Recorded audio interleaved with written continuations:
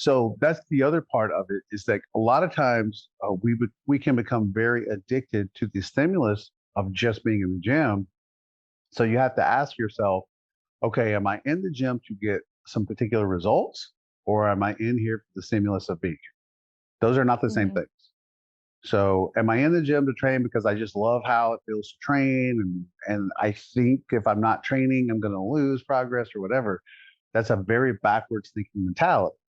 So you have to figure out, okay, basically nobody for the most part can train 6 days a week and get optimal results. No, like nobody.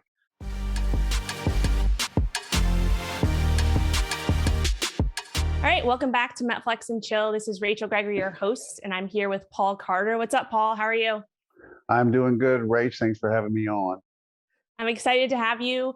I have, as we were talking off air, have lots of questions, both from myself and from listeners and viewers that I'm excited to get into, both mostly training questions, but some nutrition as well. But before we do that, do you want to share kind of, just your background, who you are, how you got into the fitness and nutrition industry, kind of maybe how you've evolved to where you are at now, just in case the listeners or viewers don't know?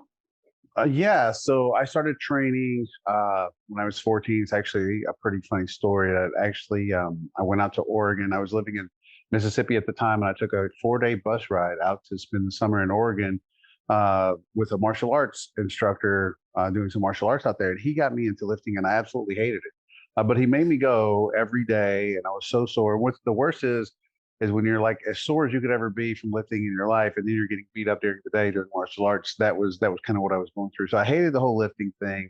And then about probably 3 weeks to 4 weeks in, I was kind of like playing around with his mom in the kitchen. She was kind of like roughhousing me. She was a cool lady, and I literally flexed my arm at her, like, don't mess with me. And I saw my bicep for the first time ever in my life, and I was 14, and that was it. That was literally that moment. I still talk about that in other podcasts. Like, that was the moment I was like, I think I'm gonna do this lifting thing pretty much forever. I really like that. And but I had literally hated it up until that very moment. And when I left there, went home after the summer was over, and I all I had, because I was living in the backwoods of Mississippi, all I had was I'd found a bench and a pair of 25-pound dumbbells in a buddy of mine's garage, and he let me have it, and that's what I used for a long time. And started buying muscle magazines at the time, and learning and reading everything I could about training, and that was kind of my discovery process through the whole thing. And then fast forward, my love of initially was bodybuilding and hypertrophy training, and I really was drawn to the ideologies of guys like Mike Minter and Dorian Yates, who used a low volume approach with a lot of degree of effort and intensity in training, and just constantly beating rep PRs and adding weight. And years later, when I decided I wanted to like do something with the whole thing, I got involved in competitive powerlifting, which I regret to this day. And I lost probably a decade. I mean, we could get into that. So people always ask, why Yeah. do you hate powerlifting now? But and then eventually I retired from powerlifting, and I got back into training in hypertrophy, and got way more involved in the biomechanic functional anatomy side of things, with what good hypertrophy training looks like. And that's kind of where we're at now. That's awesome. Awesome. Well, I definitely want to dive into all things training, like I mentioned. But before we do, this is a question for me. In terms of nutrition. So obviously we are all evolving with our nutrition protocols over the years, we're learning, we're, testing things out. So I kind of want to know, like, I've been following you for a while, huge fan. I think you're super, super knowledgeable in all things training and nutrition. And I just want to like kind of get an idea of what you found for yourself and maybe for some of your clients have been kind of the most beneficial nutrition protocols over the years. Like, have you evolved to a certain way of, I guess, what's the word? The way that you eat and that you Some recommend some some your type of clients. nutritional, like some type of nutritional ideology that I like. Yeah, yeah, Yeah, so I talked about this on the Jordan Syatt podcast that we did, where we were talking about my cheat meals and my yeah. approach to nutrition. And Jordan and I have completely polar opposite approaches to nutrition. He likes a more flexible eating style, and I could never do that shit. We talked about that on there. It's like I can't eat a cookie. Like I don't. If I eat a cookie, I'm going to eat 42 cookies. I don't know how people eat like a little piece of chocolate and they're satisfied. That I don't.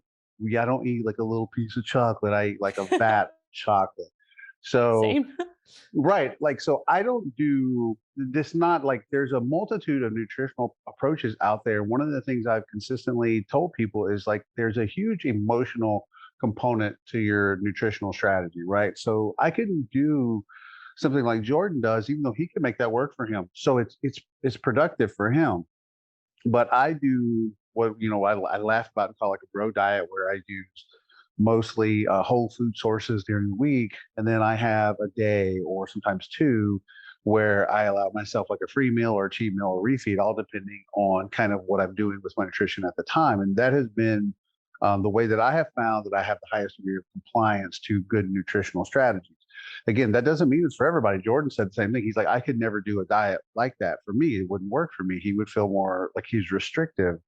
Um, what I don't like is I think there's kind of an overarching theme by a lot of what you call like nutritional coaches or Instagram nutritional people who constantly rail against more restrictive approaches, but some people do better on highly restrictive approaches, I being one of them. Again, this doesn't mean my way is for everybody, because there's plenty of people my way does not work for because of that emotional component that it comes with dieting food. But for me, that works far better. I say more highly compliant. I feel much more satisfied with what I'm doing with my nutrition and how I feel about myself. And those are things that people have to kind of figure out throughout the dieting nutritional landscape. Was like kind of what kind of speaks to your soul when it comes to your eating style, right? That's what all of these things are. It's their eating styles. So you kind of have to figure out in that regard if you're eating, cause like I could never do keto. I remember a few years ago, like keto was really back at the height of popularity a few years ago. Man, I could never do keto. And like even like the whole thing that they say with like keto works for some people because there's a high degree of satiation with that kind of eating. I found the opposite. I found that keto made me hungrier. And one of my best friends, like family to me, is Alan Aragon. And Alan's one of the smartest nutrition guys in the world. And we had that conversation. And I was like, bro, he said it's true that keto diets can work in terms of a high degree of satiation for some people, but for other people, he's talked to other people, like kind of through his own one-on-one work, and said, hey, after a few weeks or a month or whatever, that degree of high degree of satiation went away and they would be ravenous. So these are things that you find out, I think, through implementing certain dietary protocols. And that's something I really like to do is I've implemented a vast array of different dietary protocols and approaches over the years just to consistently come back to knowing what it is that works for me. Yeah, I love that. And I'm kind of just, you mentioned keto and low carb. I was kind of in that camp for a while. I was strict keto, strict low carb for probably a few years. And I got to a point where I was like, I think I hit that point where the satiation factor kind of went away. My body was just like, you need carbs. And I think like I work with a lot of women who are coming from that. Like they've gone keto, they've found success with it. And then they get to a point where they're like, oh, like this isn't working for me anymore. Right. And I feel like that's like what you were talking about. You have to try different things. But I feel like I definitely experienced that myself too, in terms of the satiation factor. So super interesting to hear you talk about that. In terms of, I'm just curious, do you incorporate, like, so you mentioned you kind of are a little bit more, not restrictive, but a little bit more lower calorie, like during the week. And then you Yep. have those higher calorie meals. Do you incorporate like during the week, during a normal kind of day, do you incorporate any type of fasting or like anything like that? I know you have a carb cycling protocol as well that you put your clients through. Yeah, I actually have gotten back to fasting. I did a lot of intermittent fasting and then long like term fasting stuff for quite a few years, and I actually really like it, and I do really well with it. There definitely is a higher degree. I have found a higher degree of mental acuity when you've done some fasting and you're at 16 or 18 hours. I also just enjoy the freedom of not eating, and for some people they might think that's funny, but you can be so much more productive during your day if you're not having to stop and eat or prepare food or whatever it is. And I just prefer, the other thing I found is I do prefer a very low caloric approach during more days of the week, and fasting, getting to 3 or 4 o'clock in the afternoon before I have like my first meal. Then I'm only getting in 3 or 4 meals over the course of that day. And I just find it to Mhm. keep my calories lower with that approach. There's nothing super special about a fasting protocol from a fat loss standpoint, unless it is in some way creating that you're getting into that calorie deficit. That was Mhm. something that happened too with the keto, like the intermittent fasting thing tend to be a part of the keto community. That part I did end up enjoying, but it kind of happened naturally. But there's nothing special. That was the part that became hyperbolic with a lot of those approaches. Was like, well, fasting causes like you're going to lose so much more fat. I'm like, well, I can literally eat over twice the amount of my maintenance in one meal. So I could literally fast all day. I had one cheat meal, like it was my average cheat meals would be somewhere between like 6 and 8,000 calories. So it would like fasting all day, like it's no big deal for me to go ahead and eat 7 or 8,000 calories in that meal. So I have different approaches with that too. Somewhere as I do fasting and I do really low calories, and then I just have a couple of maintenance days or more. That's kind of what I'm tinkering with right now, and I really like it, probably more than any other approach I've done. Gotcha. Yeah, I'm in the same camp too. I enjoy fasting, but I think that, especially for like my clients, it's really just an adherence tool. And some people do great with it. Some people don't do great Hate with it, it. yeah, they So hate it, yeah, yeah, for sure. And right? while we're on this subject, in terms of kind of like muscle building and making sure that you are maintaining your muscle mass during fasting, can we chat a little bit about that and kind of what you've seen? Because I know there's a lot of pushback, like, oh, you're going to fast and lose all your muscle and all that. Can you chat about that a little bit? Yeah, back when I was really into digging deep into the research on fasting, basically there's actually a lot of very well done research looking at fasting protocols and muscle atrophy. And it basically really just doesn't happen even with longer term fasts that run up to 70 plus hours, especially if you're being active. And I know bring me back to that point because I'll circle back around to it. Mhm. Bill Campbell just did a study that ran 2 weeks where he reduced people's caloric intake by, I believe it was like 47% under maintenance calories. And the amount of actual dry lean tissue loss over that 2 week period, they were still weight training and doing their normal activities, was basically almost nothing.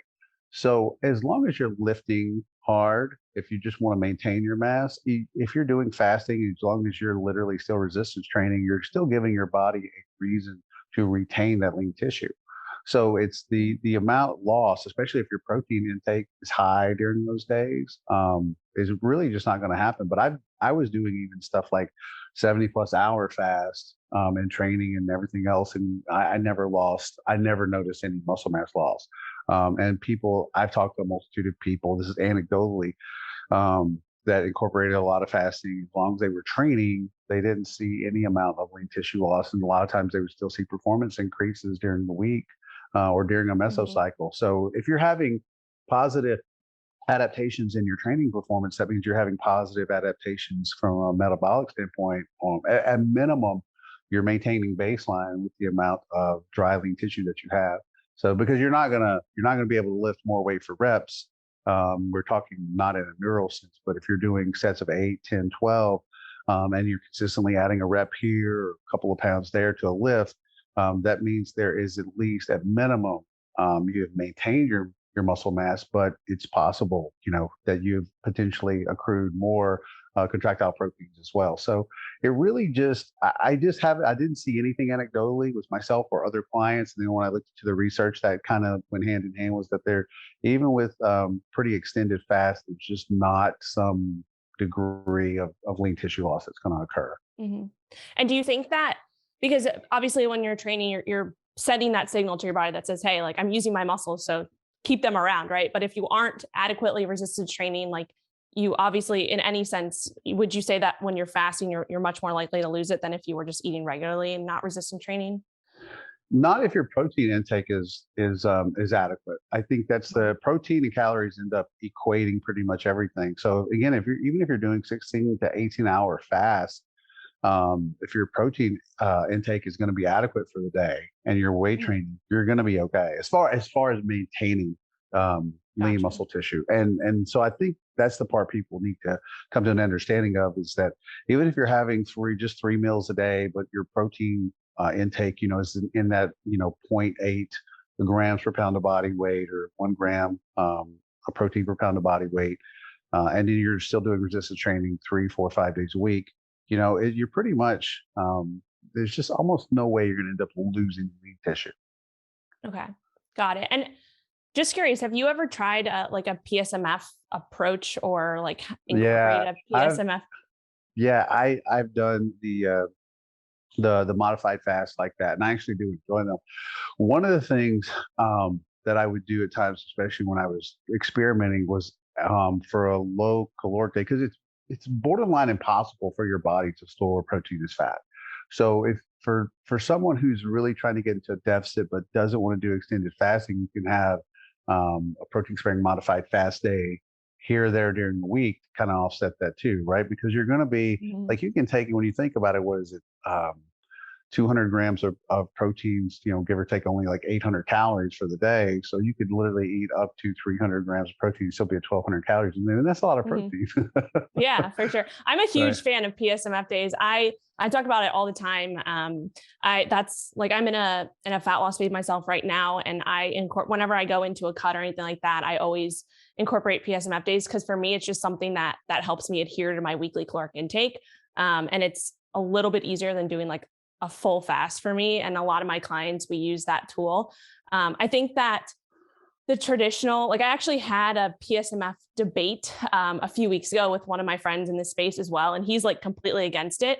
But I think the kind of traditional, like when you Google PSMF, a lot of times it comes up that you're doing like, on like day after day after day, it's 1,000 calories, like weeks on end without any refeeds or anything like that. I think that's where the confusion comes, right? Most things with Google, if you just Google something, like there's going to be different things You're coming gonna up, you're gonna but find some, if you Google yeah. something, you're definitely gonna find some bad information somewhere. Yeah, for sure. Yeah. So that's something that I've been kind of passionate about over the past like years, just getting the word out about PSMF, but doing it in a way that is, makes sense. And that is actually like not super, super restrictive for long periods of time, but using it as like, okay, doing one PSMF day a week or two a week, and Mhm. incorporating that into like your protocol versus just like strict. I'm also big on, if you're going to do something, man, just get in there balls deep and do it. So like if I were to do something like a PSMF, how I would even run that is like 14 straight days of PSMF, and then start doing something like a high carb day every fourth day from that point Mhm. on, to replenish glycogen stores, to give you the mental break, um, and then experiment in that kind of way. And then, like I said, then you can do things like adjust. Say, okay, I'll throw in one day here or there during the week during my fat loss phase to give you that extra Mhm. bump. Then you can. I like to play with all those different protocols just to see what happens. Because then I don't have to ask people questions. Like the amount of questions that I get on a daily basis, I'm like, if you guys ever just tried stuff on your own, you'd get the answers that you need. It's Yeah. true, man. Like if people add, they have so many questions. I'm like, but have you ever tried this? And they've never tried it. That I don't. I call it like mental masturbation, right? Because people want to talk about stuff all day, but I'm like, but do you want to actually do anything? You want to try it? Yeah.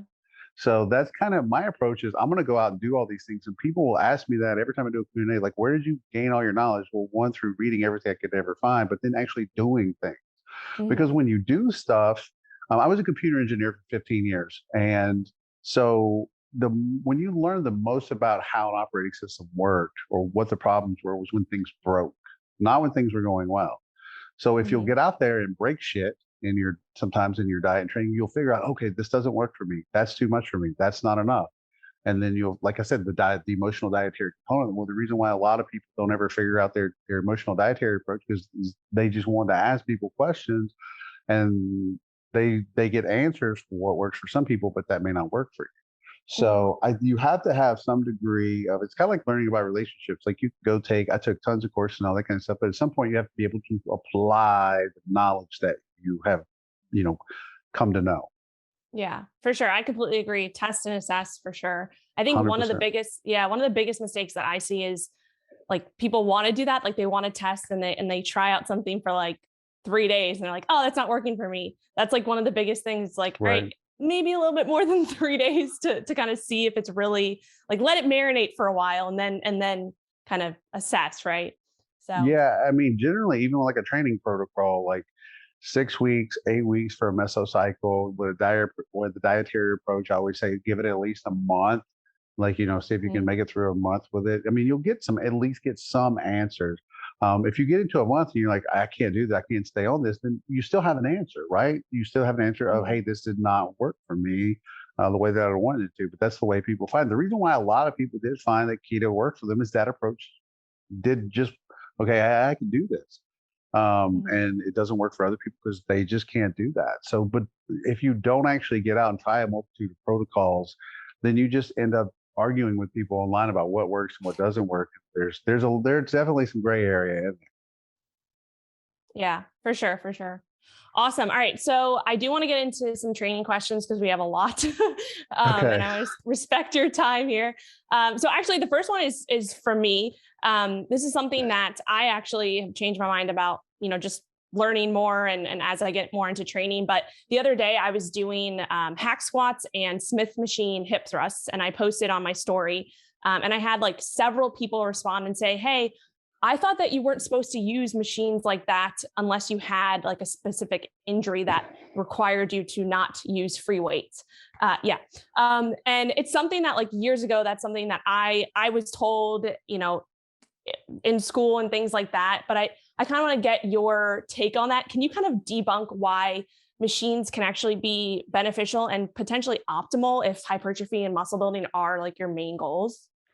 Yeah. So I just literally I have to remake that post every once in a while to talk about why stability is so important. So when you look kind of through the hierarchy of what is from a stability standpoint, how that figures into good hypertrophy movements, the most effective is something you're going to have an adequate or high degree of bracing in, like machine movements. And then from there, it will go to barbell, dumbbell movements. And then from there will be things that are done with like an unstable surface, apparatus, or implement. So Mhm. a lot of people will think, oh, if I have to balance this more, and some of this has happened over the years because of what I consider like personal trainer certifications and stuff like that. And they'll say they confuse, okay, well, this one exercise you do shows a really high degree of muscle activation and it requires a lot of balance. So your nervous system has to work harder. I'm like, okay, if you understand how hypertrophy works, if we want to load a specific tissue maximally, then we actually want the opposite of that. The reason why some of those movements, like unstable movements or certain barbell and dumbbell movements, show a high degree of activation is because a lot of the activation is trying to stabilize the joint. And the more unstable a movement gets, the more that the antagonists actually come into play to help stabilize the joint, which means there's going to be a down regulation of force production by the agonist muscle that you're actually trying to work. That's seen consistently throughout all of the research where they look at these things, especially throughout rehab protocols and things where they're using like BOSU balls or so forth and so on. Whereas with a movement like with certain machines, like a hack squat, you have a high degree of bracing. You have a back pad, weight distribution, Mhm. sitting on your shoulders. You have a stable platform to put your feet on, and you can also get into an optimal leverage position to mechanically load. Say if you want to, most people are going to use the hack squat to say try to train your quads. So you can get into a position in the bottom of the hack squat where you have maximal knee flexion, you have a high degree of bracing, so you're not having to compensate with other musculature. You can just really focus on loading the quads, and you can go all out without any degree of like breaking your form to compensate with other muscles that aren't fatiguing. So same thing if you get on a leg press, right? If you get on a leg press and you get your feet in the right position, get your setup right, you can just destroy your quads, right? And there's no way to compensate with another muscle. But if you start doing like a barbell squat, which people like to say is reign supreme and all that shit, but if you start doing a barbell squat, and this is consistently seen throughout research too, but people don't like to talk about it, is that once your quads start fatiguing, you will start actually changing the mechanics. So that way you can compensate with musculature that is not fatigued. So now you have a less optimal movement if you're trying to target your quads. So why would I want to choose movements if from a hypertrophy standpoint that could cause me to compensate with other musculature that I'm not trying to load, or say movements that require a really high degree of stability, which actually causes a higher degree of antagonist musculature to help stabilize the joint and down regulates the amount of output that I'm trying to get from the muscles that I am trying to. Mhm. So when you look at something like a hack squat and then like the Smith machine for like a glute bridge or a hip thrust or whatever you're doing, you can get in those movements, get set up, and really just focus on overloading that tissue that you're trying to grow. And that's what we want out of good hypertrophy. Mhm. Yeah, I mean, that completely makes sense. And I think it's something that, it took me a while to kind of grasp that too, because I actually came from an athletic training background, which was more of like the rehab side of things. So we were always taught, use your, like, do more compound movements, try to get as much stability like that you can, like bracing your You're core, like, all of that. Yeah. get your stabilizers like to kick in there. Like the one of the things they used to say, and I'm not a fan of like a lot of Smith machine movements. It's really good for a glute bridge or like a hip thrust or that kind of stuff. But people would say, well, you're not using your stabilizers. And I'm like, which ones are you talking about? Because they could never answer that question. Yeah. It's just stuff they've repeated that they've heard. You're like, well, if you're using, but here's the thing, you're right. Like if I just want to get the maximum amount of output from the tissue that I'm trying to overload, then don't I want a lot of stability so I can do that? Yes, I do. Yes, I do. Mhm. So Yeah.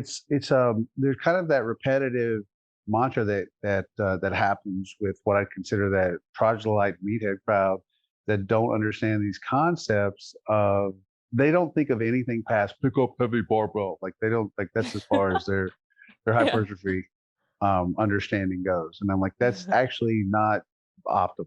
So Mhm. yeah, that it can take a real transition to go. And I went from a decade of powerlifting over into um, like back to learning. Like so I had just as many things to unlearn as I had to Mhm. learn at that point.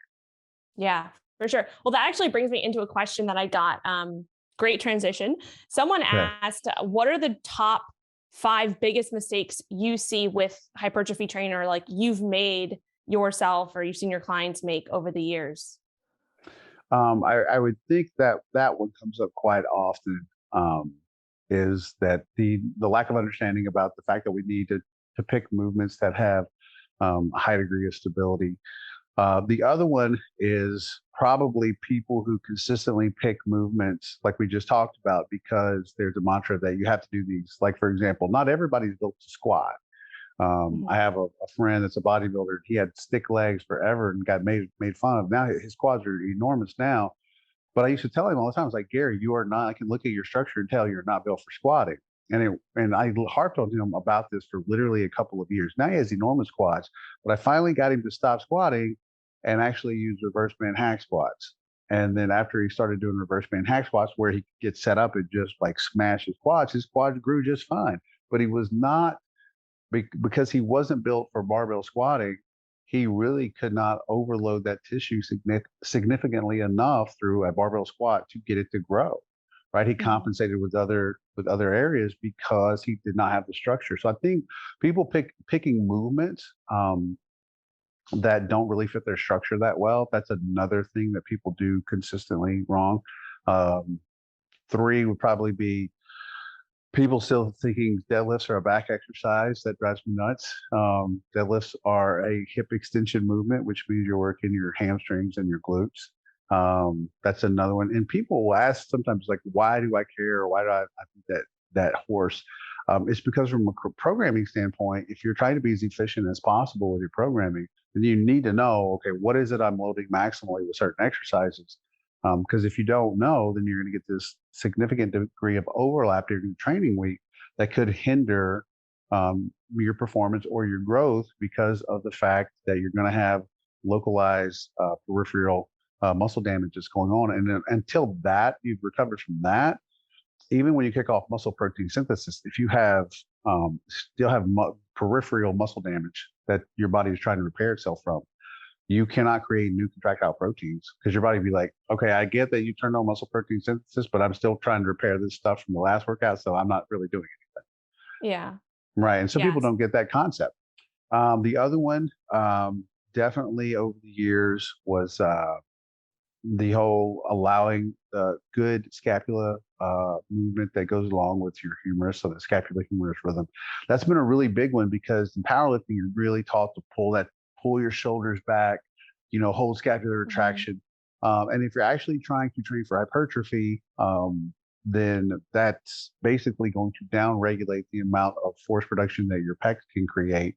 And it's going to create a lot of dysfunction in the shoulder joint because what is really trying to happen at the shoulder joint is that in the proper shoulder mechanics is that when you go into retraction, it pulls that humerus, right? Pulls the scapula to rotate around the rib cage, so it pulls it in, hugs it in close when you go into retraction, and then when you allow proper protraction on a press where you're allowing the pecs to fully shorten, then what you're going to get is you're going to get that same hugging component by the pecs and by the serratus anterior of allowing the scapula to rotate around the rib cage properly.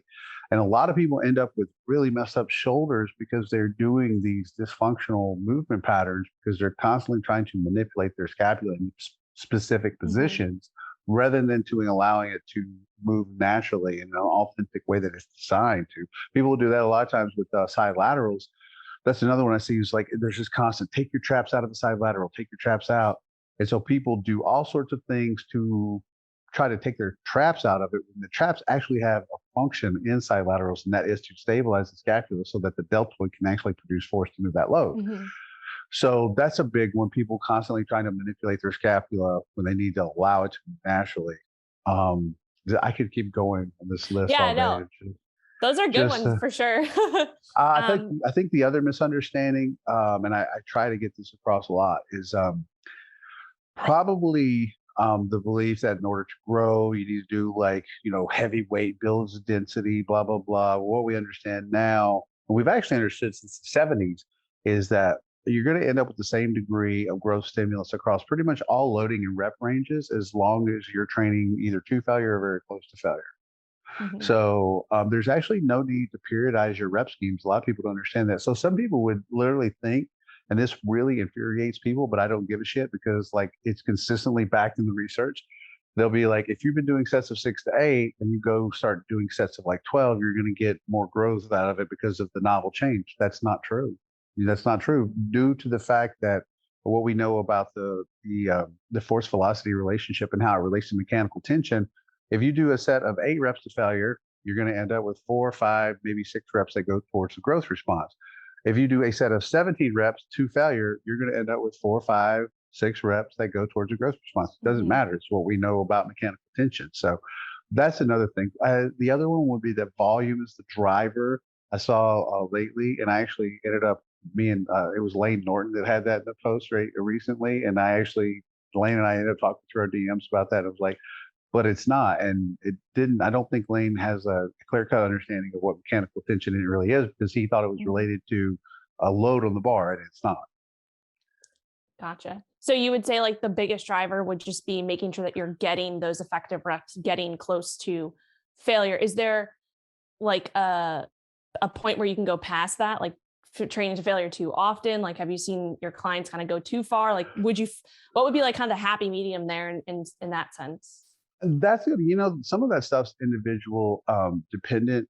I think what we can say from a broad, a 30,000 foot perspective is that you need to train either to failure or very close to failure. And here's where volume kind of is like a booster. It's like volume works on the inverse U curve. So you need to accumulate enough of those effective repetitions in the training session to create that higher degree of accumulative mechanical tension, which causes that cascade of responses that kick off the hypertrophy response. So basically, from that standpoint, as long as you're training either to failure, very close to failure, and then you're doing 2 sets like that, 1, 2, 3 sets like that. If you're doing 3 sets like that on one movement, I think the other thing is you can train. A lot of people don't get this. You can train really hard or for a very long time, but you can't do both. So from a muscle building efficiency standpoint, I'd like to approach it from I'm doing 1 to 2 sets to failure per movement. And from a movement standpoint, anywhere from 1 to 3, all depending on the muscle group and how I've situated the particular workout. And that's the question I get asked the most. It's like, I can't give you, like people ask how many sets to do for this. I haven't said, I don't know, because all I can do is know what I'm capable of doing and what I'm capable of recovering from. And that's going to be a little bit different for everybody. So kind of piggybacking off of that, can we chat a little bit about the difference between or how you would distinguish or explain to your client to distinguish between mind muscle connection versus sensation? Because for me, it's something that I personally struggle with for myself and with my clients, kind of explain the difference between, especially with like glute exercises, certain lat exercises, things like that.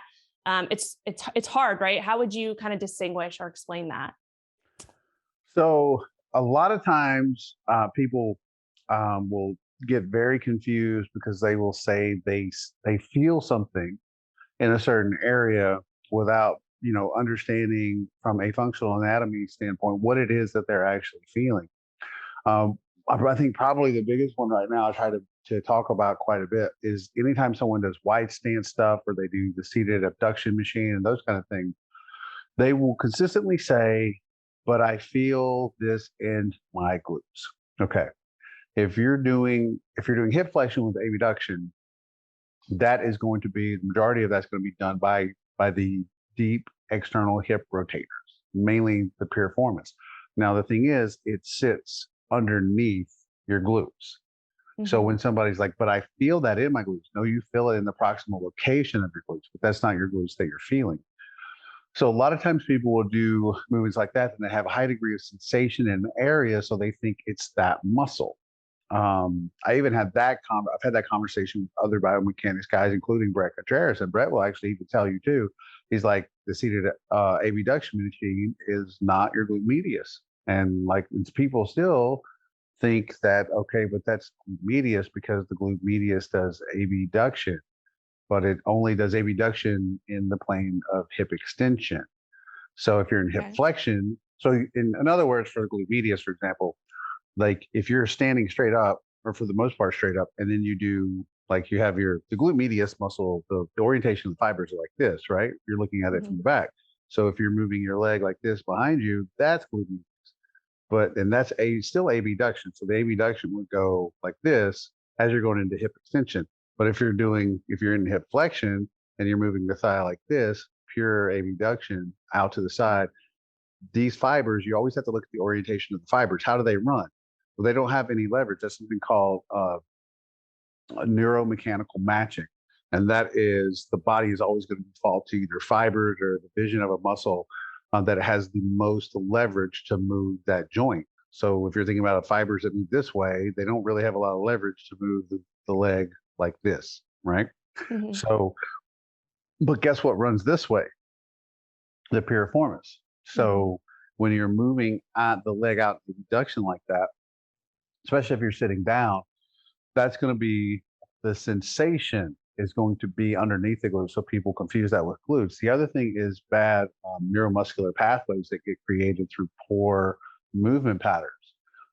So you tend to compensate with a muscle in a certain area, and it becomes far more overactive when you do other exercises. You're like, but I feel that in my such and such. There's a high degree of sensation. You're like, but that's the muscle that you think you're feeling is not the muscle you're actually feeling.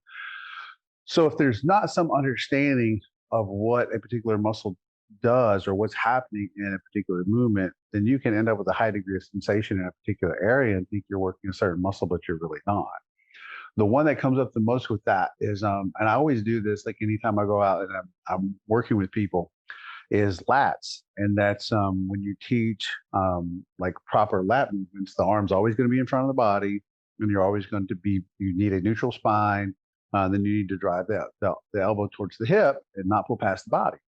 So I would say 99% of the people have never trained their lats this way. That's the proper way to train your lats. But then Mhm. what happened is they'll be like, I don't feel this. So this is a little trick that I do to show poor neuromuscular pathway generation. And that's when they'll say, but I feel my lats when I do this. And they'll arch really hard and they'll pull really hard. And I will literally have another one of the students come over and I'm like, so put your hands on this person's lats. And I'll be like, are they fully contracted? And they'll say no. And the person's mind will be blown who's doing this. And I always get another student. I don't do it because I don't want them to think I'm lying to them. And then I'll say, do the lat movement the right way. They won't feel anything. And then I'll have Mhm. the same student come over. I say, now put your hand on their lats. Is it fully contracted? They'll say yes. And this person's mind will be blown because they don't feel anything when they're doing it the correct way. But then over time, as they keep doing the proper mechanics, they'll actually develop, they'll feel that tension in the proper muscle, but it kind of has to be retrained. Mhm. So what happens with a lot of people, the other reason why they get a lot of sensation is because they'll actually try to move the joint into a position to get that really hard, what they consider like a really hard contraction. What the feedback they're actually getting from their nervous system when they do that is like, hey man, the joint's in a dysfunctional position. You need to like not be there. So I'm not giving you that feeling of sensation that you're getting. That is not a sensation, hey, that you're doing something good. It's that you're doing something really freaking bad. So Mhm. think of it this way. Think if you were outside doing yard work and every time that like you bent over to pick up a stick or you cut like, trimming the hedges or whatever you're doing, that you got these really crazy, like strong, contract, crampy, high degree of sensation contractions, you'd be like, what is going on? Right? You would. Yeah. So when you think about tension, tension doesn't always have a high degree of feeling behind it. So you can literally do this right now. Like take your hand and put it Mhm. on like right here on your wrist, right? Now pull your bicep. That's tension. But you don't Mhm. feel a whole lot, do you? You don't really feel a whole lot. But that's pure tension, right? You basically have an isometric contraction going on. That's tension in the muscle. So until you get that involuntary slowing of the muscle contraction, which creates a high degree of intramuscular force, you won't that tension won't become more significant in as far as feeling goes. But people will try to find a movement like where they get this high degree of sensation right out of the gate. But it's like the yard work. If you're getting this high degree of cramping, contraction, feeling, whatever, right out of the gate, the first few reps, that's actually feedback from your nervous system that you're doing something really wrong. Hmm. Okay. So would you say, like, how would you coach that for someone who's listening? They're like, well, I don't have, I train by myself. Like, I don't have anybody training with me. Like, what advice would you give them if they are like, oh crap, like I've been, focusing so much on that sensation versus actually setting myself up to execute correctly? Would you say like videoing yourself or just practice over time? I think the biggest thing is that you definitely have to make it a point to get out and learn proper mechanics for the exercises that you're going to be doing, and then the hodgepodge of misinformation that people have to sort through is a big part of the problem too. If I would say you asked me earlier, this would probably be number one. I would say the number one hypertrophy problem is a lot of shitty influencers with big followings out there putting crappy exercises up on their Instagram. And most of it is done to generate attention. So Mhm. people have to remember something. Most people aren't posting their exercise videos or stuff that they're doing to educate people. They're doing it for likes and follows. So if you do Mhm. something nobody's ever seen before and it looks like, interesting or whatever, somebody's going to think, oh, well, something I don't, especially a lot of these people have, good physiques, but they have good physique in spite of what it is that they're doing. So if Mhm. you can put up some stuff nobody's ever seen before, that's going to get a lot of likes and follows a lot of times. There's a ton of accounts out there that got tons of followers. Five, 600,000, and people putting up really crappy mechanics and exercises that don't make sense and stuff like that, and they get a lot of visibility, and that's probably one of the biggest issues. And then people will literally follow some of these people and they will fight with other people who are providing good information because they're like, well, so and so's got an amazing body and I trust them, whatever. I've even had people say, well, I trust science. And I'm like, what science are you talking about, dog? Yeah. Yeah, no, and So that's why I love following you because like all the posts you make are super like practical but also educational. So it makes sense, but you're also showing like the science behind it. It's not just like some random thing. yeah, and I've had to get a little more adamant about, hey guys, not only I'm going to show you this from an anatomical standpoint, but I'm going to give you the research that we've looked at the backs. And I try to do that more often with my posts now, where I'm providing more data, but just to avoid the arguments, because Mhm. I hate the questions and arguments that come on a daily basis. They literally emotionally after a while it gets exhausting Yeah. because I was in martial arts for a long time. This is the best analogy I can give. When you fight other people who know how to fight, fighting's easier. When you get those new people that come in that don't know how to fight and you're just wild on you, fighting's harder. So it's Yeah. Yeah, it's that makes when sense. you get right. So when you get people that come in that really have no idea about some of this stuff, they're often the ones that are the hardest to explain to because there's a huge gap, disconnect into what's going on with some of this stuff. I get a lot of newbies that will follow me and they just tell me the best three glute exercises. That's all I want to know. Like I know I'm talking past them like way too often, but I'm not going to change my delivery method because at some point I think they'll come back around and be like, oh, I learned enough stuff that some of this is now making sense. But I also try to give everyone, hey, if you're going to do it, here's how you need to do it. And I think one of the greatest awards that I've had, especially over the last couple of years, is I get so many DMs or stuff like that, testimonials of people who are finally pain free. And good hypertrophy training, that's the other part. It should leave you better off when you after you start doing it. You should be better off than before you found it. Because all the exercises done properly are corrective. They actually move the joints through the way they're meant to move. Load just the tissue that you're trying to train, and they don't spread that loading and tension across the passive or connective tissue in a way that's going to create pain or inflammation or stuff like that in the joints and the connective tissue, so forth and so on. So that's kind of the rewarding part about making sure people have those. Yeah, I love that. I love that.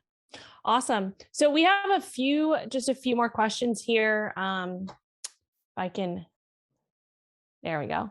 Okay. So this question is from Bryan Boorstein. Actually, he's been on the show before.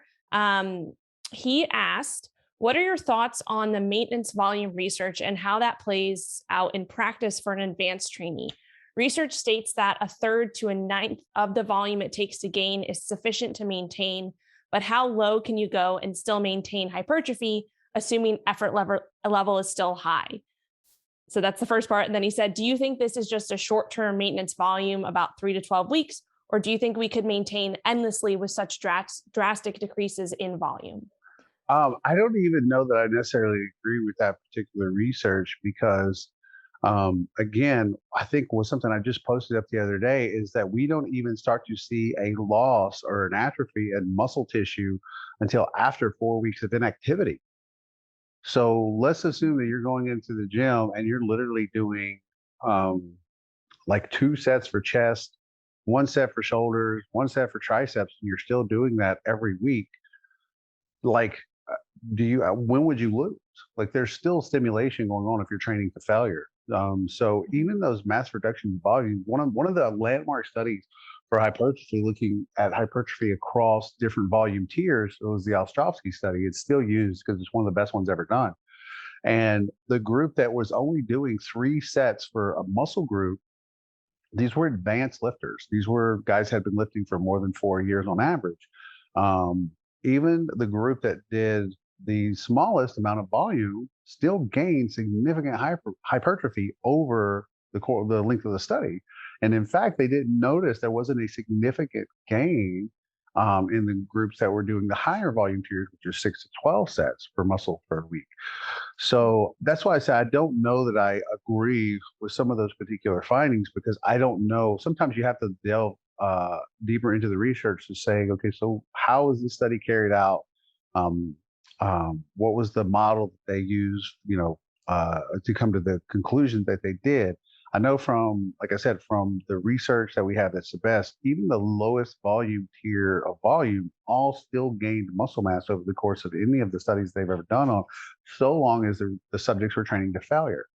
So I think literally, like I said, when you contrast that against the research that we've known that's been out there for a while, there's a multitude of ones that have looked at basically training and then a detraining period and a training and detraining period, that even up to 3 weeks, 4 weeks of a detraining period, there's not really a significant atrophy period. And then when you contrast that against the other studies that have looked at hypertrophy across volume tiers, that even the lowest ones still saw meaningful hypertrophy over the course of the study. Then when you contrast those against one another, it wouldn't be hard to come to a conclusion that it would take very little volume to simply maintain your muscle mass. Yeah, that makes sense. So I'm just curious, what's the longest that you've gone without training, like in your career? Like Never. never? I just curious because I work with a lot of women who are, and I'm myself this way, type A, where it's like, if we miss a week of training, we're going to lose everything and like Okay. freak out. So, I mean, I've gone, I would say like when I say like not training, I've had a couple surgeries, where I was laid up for a few days or whatever, but I've never had anything like months. Okay. So I've been training for 32 years, and I've never had a period where I was like I stopped training for months. Like I might have had usually each year I try to take at least one period where I'm 10 days. I take 10 full days off, which is hard. Here's what I would tell people that they need to understand for you and for the ladies that you work with is that when you don't give yourself a break, your body becomes less sensitive to the training stimulus. So you actually end up working very hard for less in the way of results. So you end up with a more down-regulated expression of mTOR and muscle protein synthesis from the training that you are putting in.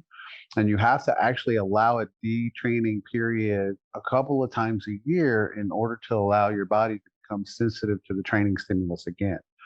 So this has probably happened. This was a lesson I learned. This comes back to the self-experimentation thing. The lesson I learned, I remember when I was probably like 17 years old, I'd been stuck forever on incline dumbbell press with the hundreds. And I was like, I think it was like 8 reps, and I couldn't get. I'd used my 8 to 12 method, my double progression for years, and I was stuck at like the 100-pound dumbbells for like 8 reps forever and ever and ever. I ended up getting like a stomach virus, and I was throwing up for days, and I had to take off. It was like probably like 10 days, 8 to 10 days from the gym. And I remember freaking out so bad because like I've worked so hard, I'm gonna lose all my gains, like blah blah blah. So I went into the gym first day back. I remember I was really tired. I just kind of got through everything. I remember very distinctly. A few days after that, I went in and I warmed up. It was my chest day, and I warmed up and I got to the hundreds and I knocked them out for an easy set of 15. And that was after being sick and extended layoff. So what had happened was, here's what had happened. All of the adaptations that basically needed to occur for me to press those dumbbells had already happened. What had to happen was the recovery, the fatigue had to be lifted. So in other words, that those adaptations could become manifest within the training session. So that's the other part of it, is that a lot of times we can become very addicted to the stimulus of just being in the gym. So you have to ask yourself, okay, am I in the gym to get some particular results, or am I in here for the stimulus of being here? Those are not the same things. So am I in the gym to train because I just love how it feels to train, and I think if I'm not training, I'm going to lose progress or whatever? That's a very backwards thinking mentality. So you have to figure out, okay, basically nobody for the most part can train 6 days a week and get optimal results. No, like nobody. I mean, even if you're, I would argue that even if you're managing your volume effectively so that it's not super high, I would argue that you're still probably going to get better results by paring that back to 4 or 5 days. That extra day of rest, nobody lost. Like I said, when you contrast and look at the fact that we don't even start losing or atrophying muscle in complete inactivity for 3 or 4 weeks, cutting it back from 6 days to 4 days a week, all that extra recovery is probably just going to manifest itself in the way of better results, performance in the gym, feeling better, more recovered, so forth and so on. Yeah, for sure, for sure. Do you train? Are you like 4 days, 5 days typically? Yeah, I'm usually 4. Sometimes it'll be 5, depending on how I've set up my split, but never 6. Even if I go in, if that week happens to be 5 days, I make sure there's days sandwiched. Like for example, the day after leg days is always an off day. The day after a back day is always an off day. So those are big workouts. There's a lot of tissue that could train on those days. So I want to allow both my nervous system and peripherally, I want to allow some recovery to happen there. So I take an off day after those days. So that's I think most people would be better off who are really addicted to the stimulus of being in the gym, if they actually want better results, to cut it down by just add an extra rest day in there. I cannot tell you the number of people over the years that I've helped get past plateaus by simply saying rest 3 minutes between Yeah. instead of going so fast, or just add one more rest day in.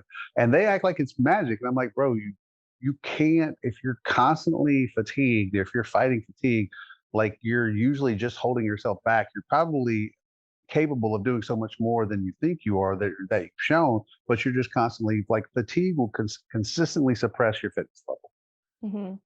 Yeah. I think a lot of people are just stuck in the mindset of like, do more, do more. And it's like, no, like, your muscles are not built in the gym. They're built when you are recovering. They're broken down, right? Right, the stimulus happens there, it sets off the cascade, and then Hmm. your body doesn't go through the whole process of creating that thicker contractile tissue until it's actually recovered from that. So Hmm. you kick off that stimulus. Yep, there's the breakdown. Now let me do everything to make sure that I recover properly from that. Boom, and then I should see results from here on out. Most people are just consistently stimulus, stimulus, stimulus, stimulus.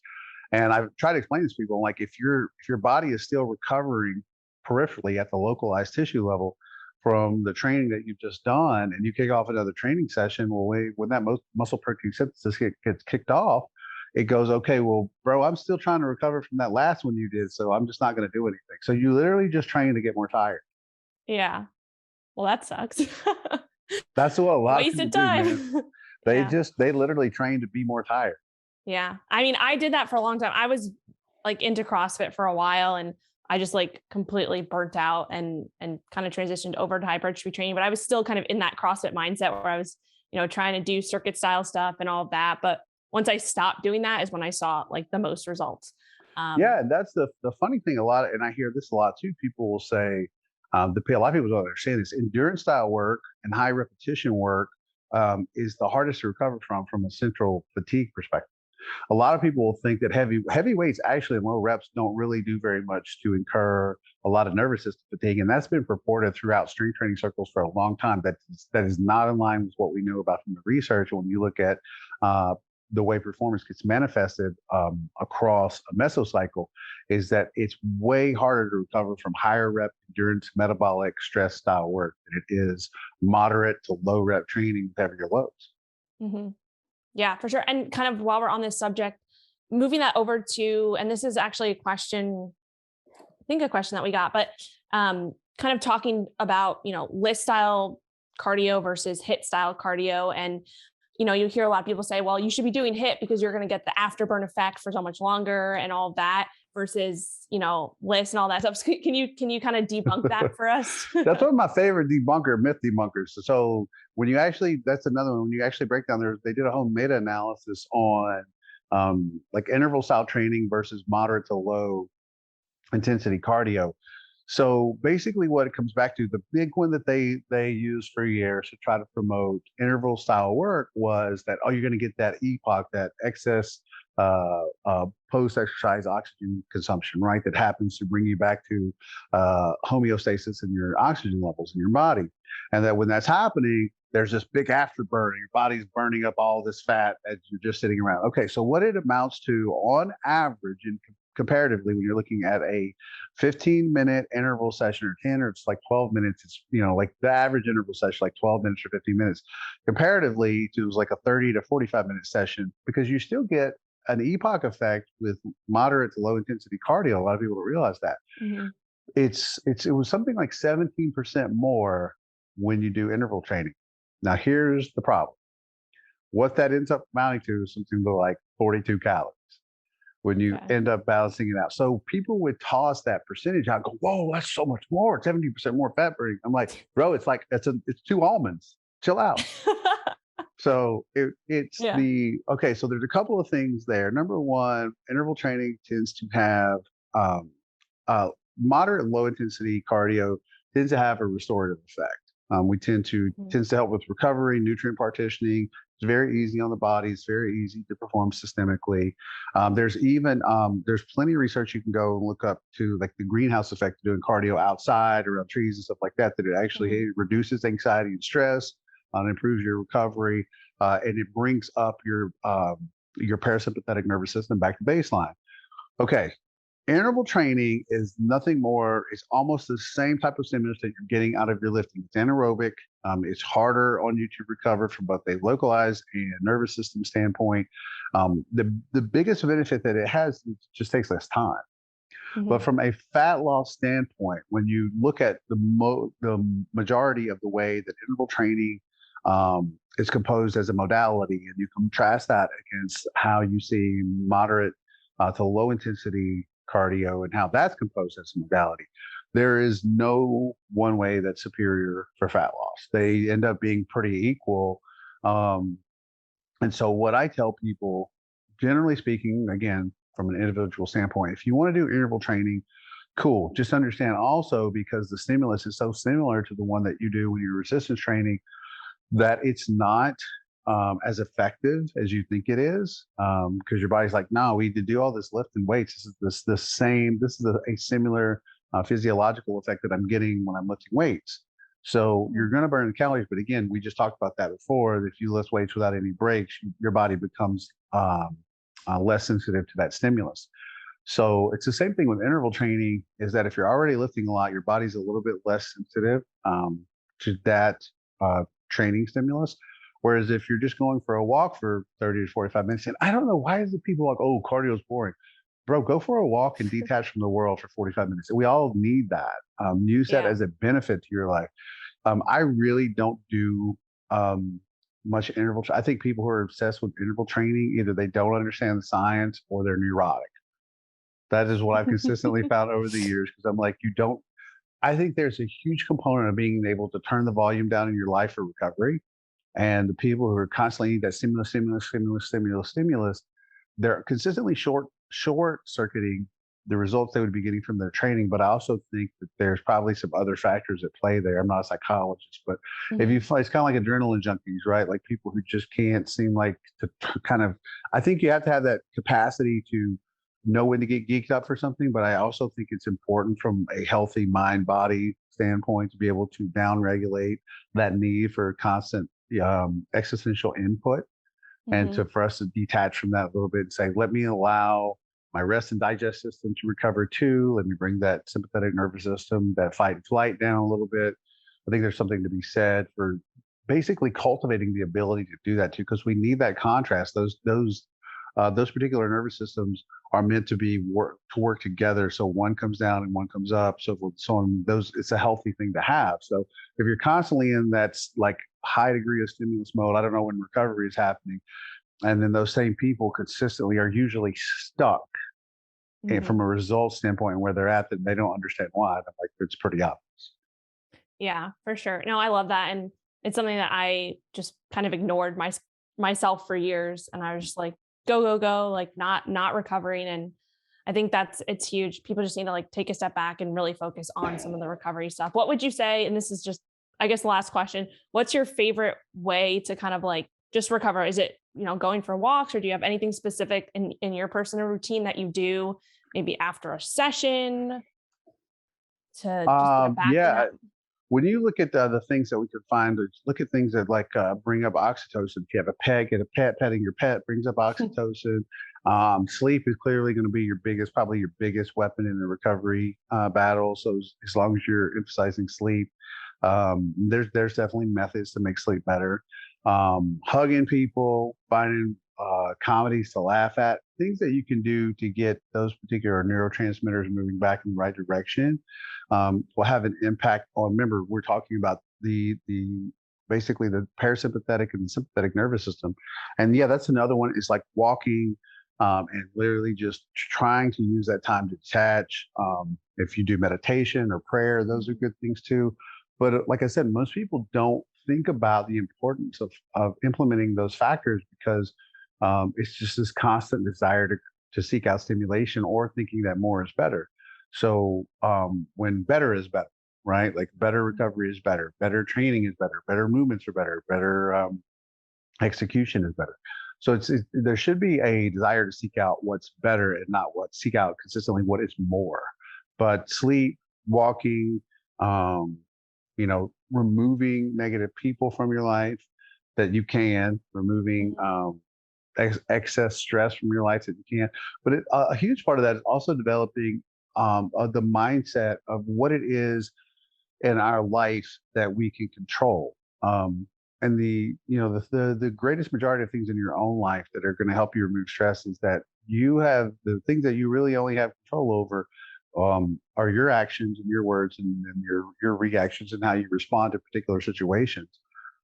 And people often your body and mind doesn't know the difference between the life stress, existential stresses, and then gym stress overall, right? Again, because it comes back to there's things that the nervous system are play where you have acute cortisol is being released, epinephrine, everything that happens when that sympathetic nervous system gets turned on. But that happens in everything from traffic to an argument with people to getting psyched up for stuff at the gym. So your body's just like, okay, bro, that's the absolute same system that you're tapping into over and over again.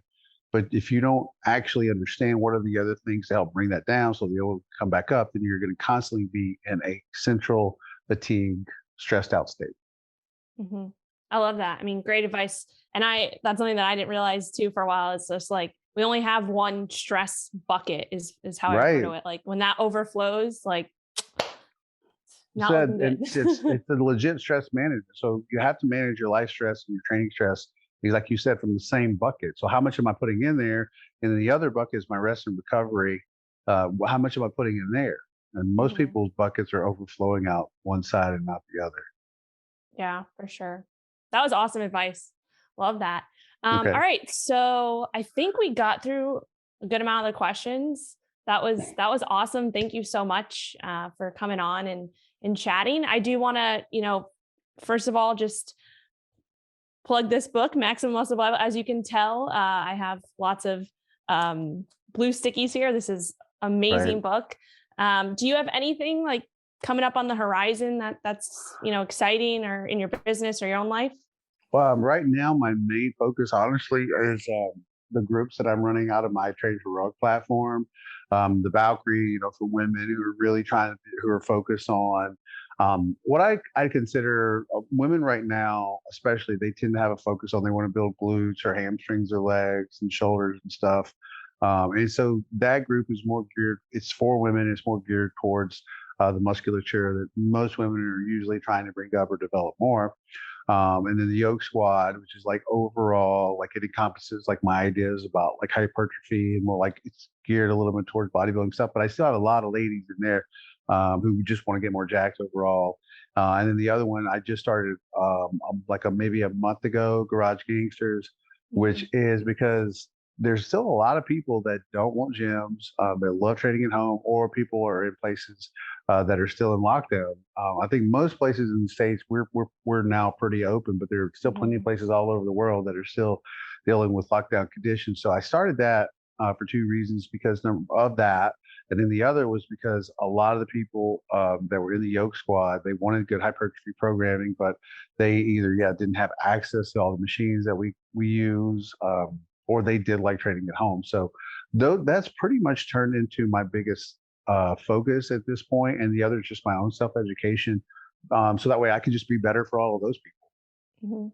That's awesome. So where can we find, if people are interested in the yoke squad or Valkyrie or Garage Gangsters, is that what you call it? Garage Gangsters. Yeah. So if you go to either of my Instagram accounts, it'll be in a link in those bios. And I think if you go out to trainheroic.com and you just search for my name, my teams will come up there.